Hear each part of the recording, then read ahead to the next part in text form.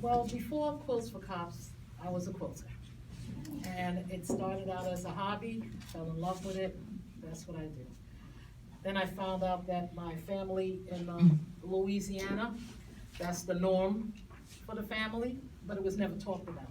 Because they didn't make quilts to hang on the wall. My aunt still thinks there's something wrong with me with doing this. But, you know, it was a labor of love that I truly fell in love with. When my husband passed away, he had been 20 years with NYPD District 20. And, you know, the grief and everything, the pain is a hard time. So for about 2 or 3 years, I did no sewing because I just didn't have the desire to sew. And he was my cheerleader for sewing. I think because it kept me out of his hair. So he would always, if I was annoyed about something or the kids got on my nerves for something, he said, oh, why don't you go down and quilt? You'll calm down, you'll feel better. So it took me a while, but one day I was just looking at the fabric, wondering, am I gonna give this away or what am I gonna do with this? And I could almost hear him saying, you know, Dee Dee, just sit down and quilt. So I started making a quilt, the one around the corner. If you get a chance to see it, it's blue and it's in memory of him and it's our favorite colors combined together.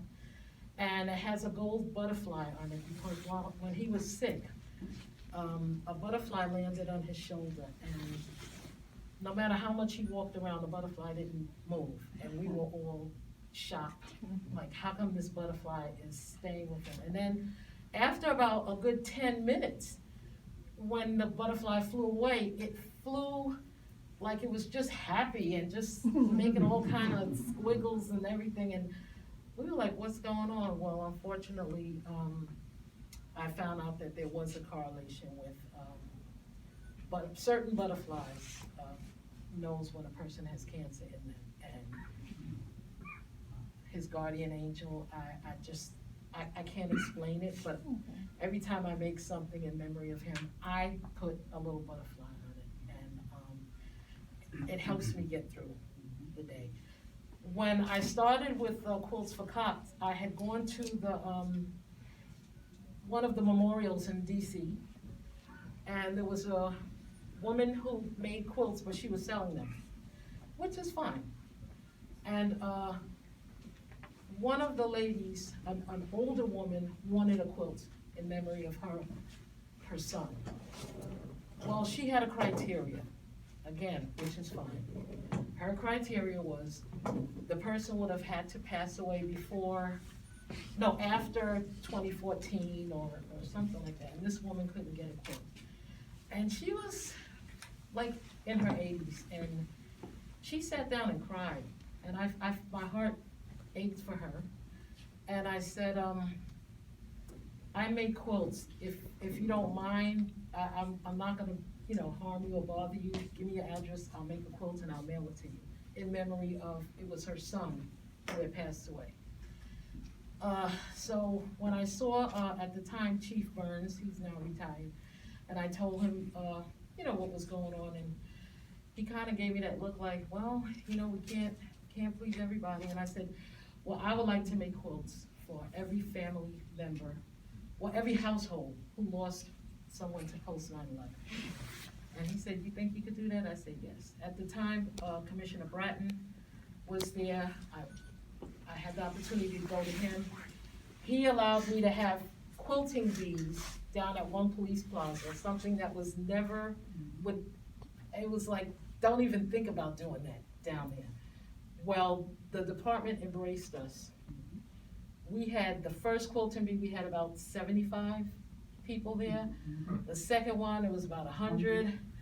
And then the third one, it was much more than that. It got to the point where I had to tell people there's a waiting list. They would come 8 o'clock in the morning. Most of them got there 7:30 with their sewing machines, needles, threads, fabrics, everything. I had kits made up. We had a section for handwork and a section for machine work. We had a section for laying out the quilt top on the batting and layering the quilt.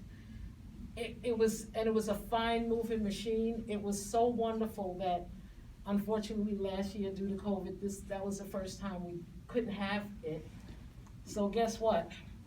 The ladies are making them and they're dropping them off at my house or they're mailing them to me. They have not stopped with the sewing. And they call me up and ask, do you have any packets? Mail them out to me to make these tops for the families. And it's just been a wonderful thing from that point on. And it does help me tremendously. I feel like I'm doing something that brings joy to so many households, as I guess especially parents. If the officer was single and the mother and the father, of course, like anybody else, they take it very hard. So when they receive a quilt, they're literally huddled up under it and they send me pictures. They're so happy that somebody made something so beautiful in memory of their loved one, which is why I said you have to have one in memory of your husband. And if you know any family who lost a loved one we've expanded, so post 9/11 or COVID, I have cards, I'll give them to you, they can contact me, and I will see to it that they get a quilt. Okay, that's it. That's William, Betty, just say something, come on. All right. It's hard to follow that. It's really a tough act to follow. So first of all, I mean, I just can't thank Diane enough for, you know, the work that she does. I mean, it's so obvious, you know, her generosity and her humility. I met Diane around the time when she was really mourning the loss of her husband, and I was doing some research. I think at the time I was maybe doing my undergrad in visual arts, and I was doing some research about the importance of guilds in the community. I researched the guild that Diane was president of at the time, and I decided, okay, yeah, this is the one. I'm gonna go there. So, mind you, I have been designing clothes, you know, for years. I was designing wedding dresses and event wear, so quilting was totally foreign to me.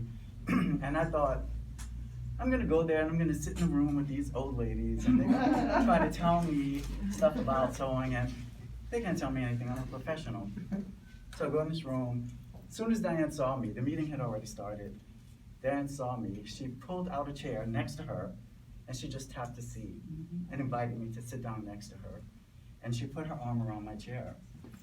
And from that moment on, she embraced me through that whole journey. She mentored me, she taught me. Well, needless to say, by the time they did the show and tell, and I saw the work that these ladies were doing, I was like, oh snap, I'm gonna have to bring my A game, because these ladies are not messing around over here. And you know, that was the beginning of my journey in quilting. And Diane has been my cheerleader, my champion, my mentor, my teacher since that day, and that was 10 years ago. So I went from never quilting to doing like the stuff that I'm doing now. So anyway, that's that. I would like to invite all the artists from this exhibition, Diane, Ganos, everybody, Diane. And Karen Brown here is a retired sergeant from NYPD. Please, Am I correct? please. That is And correct. can you present this Oh. quilt to the family? Oh, sure, And we'll do it again, okay. yes, family, raise up, please.